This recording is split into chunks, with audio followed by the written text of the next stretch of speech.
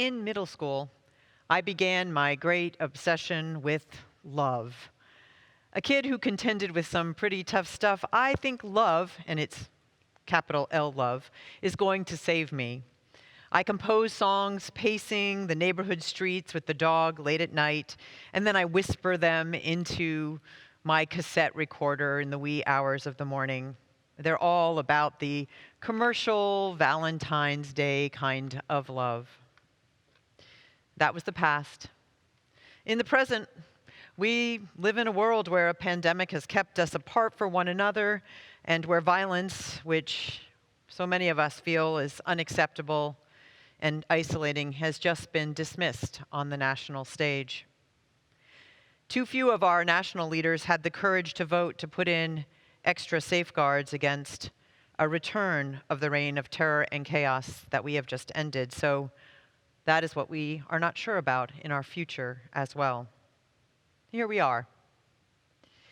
2021 seems to be the year that teaches us again and again that even when you know people are going to act out of their worst selves, when they do so, it still breaks your heart. We live in that liminal space, that fog of trying to figure out how we are to return to a life that is more physically engaged with one another, even though here in this county, our COVID numbers are actually hovering right almost exactly at the same level they were in November, right before we had to go back into a time of restrictions.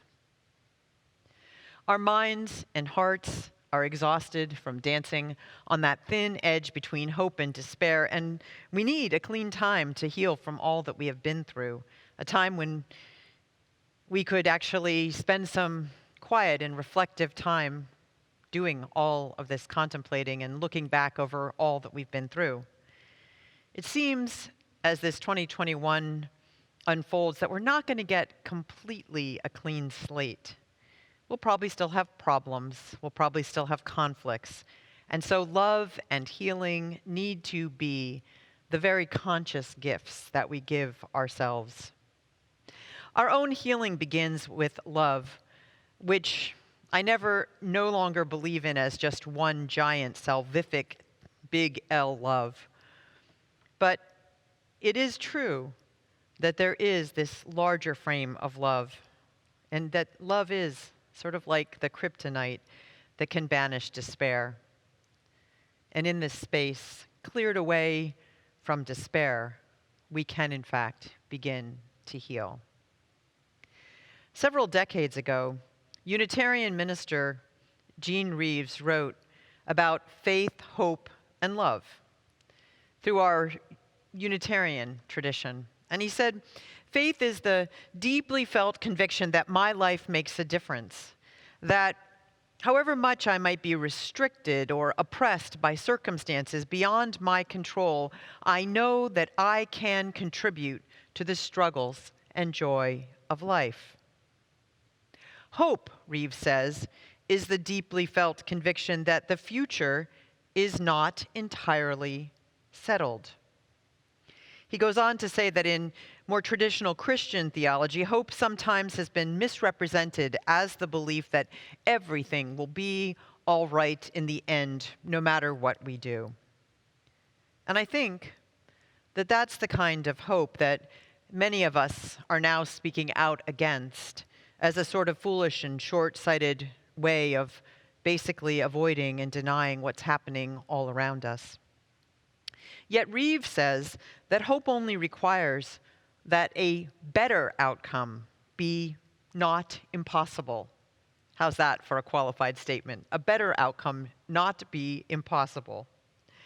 I think that we gather each week as we can because we believe that that better outcome is possible, and maybe that it's really doable with our help. Reeves says that it's okay to be a hopeful pessimist, and in fact, that might be the most rational position to take. It would certainly seem to be so in the world in which we're living. Reeves says that hope is most vivid to us when the possibility of defeat and failure is alive and around us. Times like the ones we're living in today. That sounds like the last 5 years for some of us, the last decade for others. Belief in the right kind of hope can be a form of healing, for that is what we need to heal from that overriding sense of despair that seems to be just lurking behind the corner. And what do I mean, the right kind of hope? Well, writer and essayist and healer Resmaa Menakem points out in his book, My Grandmother's Hands, Racialized Trauma in the Pathway of Mending Our Hearts and Bodies, the difference between what he calls clean pain and dirty pain. Clean pain is the pain that we have actually worked through to come up with a new understanding about what we've been through, a new way of being, and so that we can move beyond it authentically.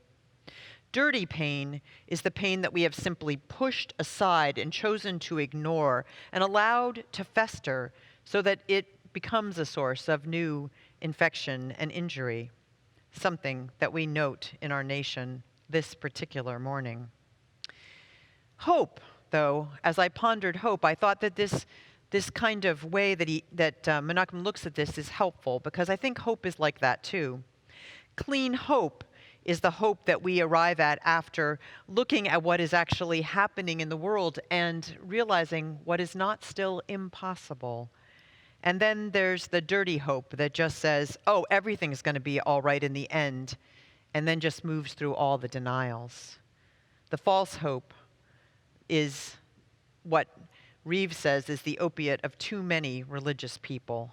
And so this is also where we find ourselves on this particular day.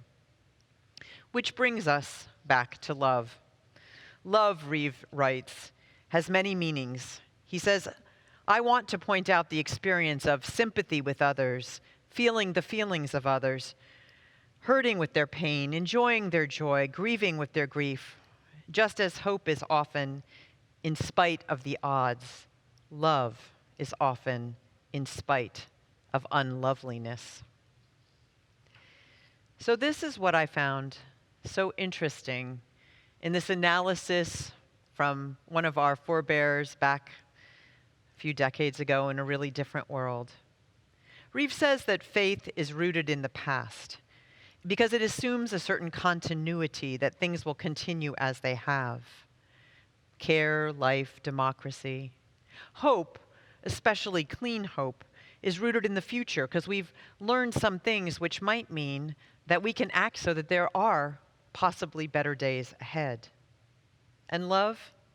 Love, he says, is all about the present, because love allows us to be more fully in the present, not only in our own experience, but in the experience of those around us and our neighbors. And as this last week ends, because, ministers always think that the week begins on Sunday, we know now that many around us want to continue the faithless, hopeless, loveless approach that will lead to more damage and less healing.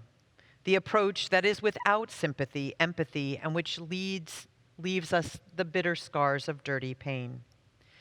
This intensifies the need for us to recommit to the love that is healing, to celebrate and to take care of those around us, the incarcerated children who are being reunited with their parents and who will need resources for the rest of their lives, to contend with what they have been through, to notice the attacks on our Chinese neighbors, especially the elders in Oakland and San Francisco as we enter into this year of the ox, and especially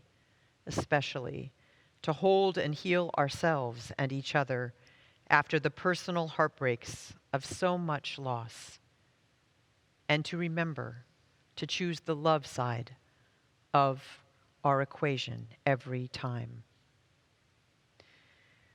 The present moment is always the hardest. Buddhist teacher Spring Washam tells this story. A friend once sent me a cartoon that showed 3 booths at a spiritual fair.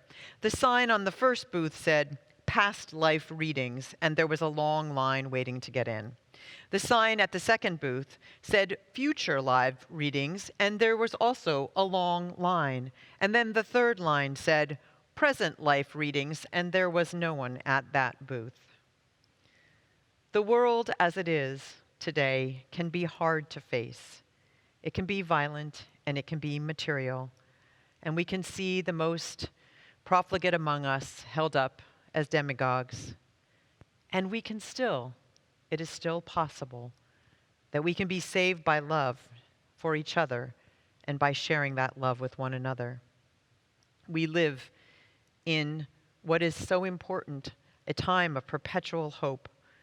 In the way that that song that the Tuning family sang for us was written after the attacks on the World Trade Towers, a way of healing, signaling that love will be the answer.